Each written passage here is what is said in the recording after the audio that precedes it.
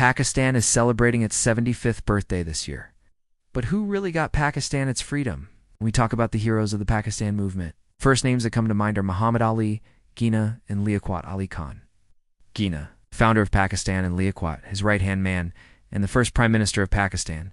They get most of the credit for achieving Pakistan.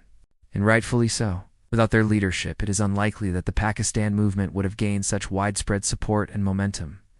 But the story of Pakistan's creation is not only Jinnah and Liaquat's story.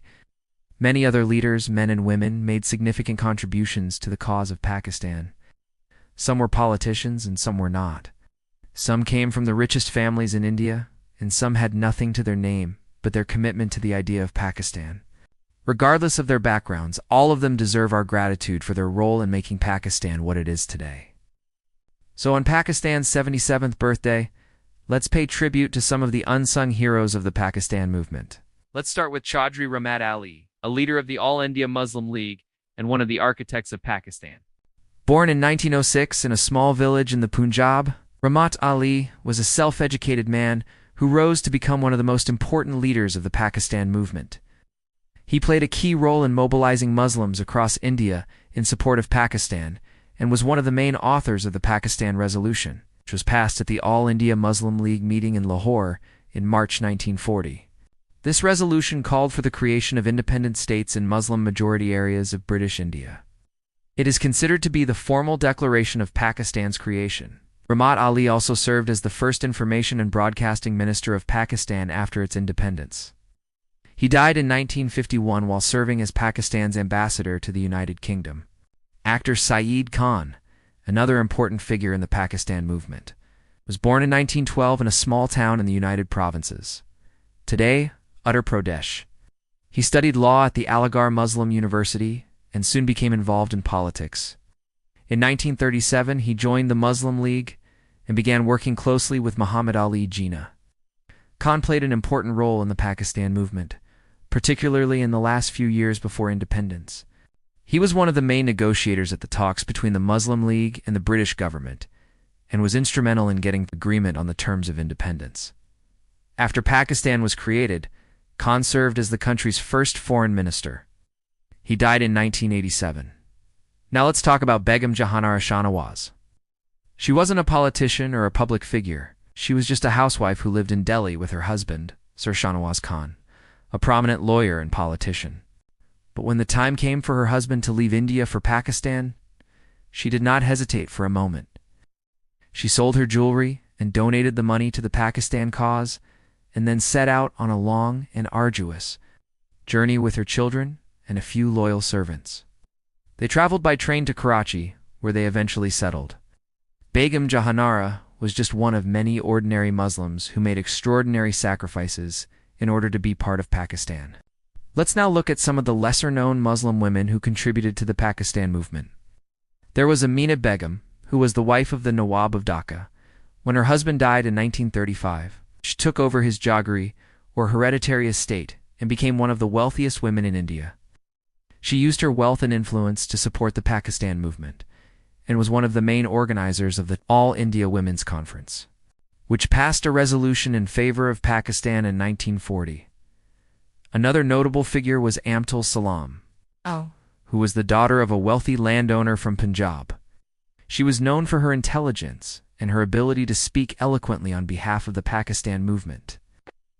She became the first woman to address the All India Muslim League meeting, and her speech was so powerful that it moved many non-Muslim Indians to support the cause of Pakistan. Then there was Arsia Siddiqua Begum, who was the wife of the Nawab of Chhatral. She was a philanthropist who used her wealth to help the poor and the needy, particularly during the Bengal famine of 1943. She was also a member of the Pakistan's National Committee and played an active role in the last years of the Pakistan movement. Finally, we have Naseem Begum, who was the daughter of a wealthy businessman from Mumbai. She was one of the main organizers of the Muslim Women's Association, which worked to mobilize Muslim women across India in support of the Pakistan movement. She was also one of the founders of the Ladies Pakistan League, which aimed to provide relief to Muslim women and children during the partition of India. Now let's look at some of the Muslim intellectuals who supported the Pakistan movement. One was Maulana Abul Kalam Azad, who was a leading figure in the Indian National Congress and one of the architects of modern India. However, he differed from his Hindu colleagues on the issue of creating a separate state for Muslims. Azad believed that such a move would be in the best interest of India, and therefore he supported the creation of Pakistan. Another notable figure was Dr. Sir Zafrullah Khan, who was a jurist and diplomat. He played a key role in the Pakistan movement and was one of the main authors of the Pakistan Resolution. After Pakistan was created, he served as the country's first foreign minister and played an important role in shaping its foreign policy. Yet another important contributor was Fazlul Haq, who was a lawyer and politician. He served as the chief minister of Bengal from 1937 to 1943 and was one of the main proponents of the Pakistan movement. However, he later became disillusioned with the Muslim League and shifted his support to the Awami League, which aimed to create a separate state for Bengalis. Nevertheless, his contributions to the early Pakistan movement should not be forgotten. Last but certainly not least, we have the towering figure of Allama Muhammad Iqbal, who was a poet, philosopher, and a thinker. Iqbal is known as the spiritual father of Pakistan because his ideas and poetry inspired the Muslims of India to demand a separate state for themselves. In 1930, Iqbal delivered his presidential address to the Muslim League in Allahabad, now Prayagraj, in which he called for the creation of an independent state in the northwest and northeast regions of India where Muslims were a majority. This speech is considered to be a major turning point in the Pakistan movement. Iqbal's ideas were a major inspiration for the Muslim League and helped to set in motion the events that led to the creation of Pakistan. These are just a few of the many unsung heroes of the Pakistan movement. Their contributions may not be widely known, but without their efforts, the story of Pakistan would be incomplete.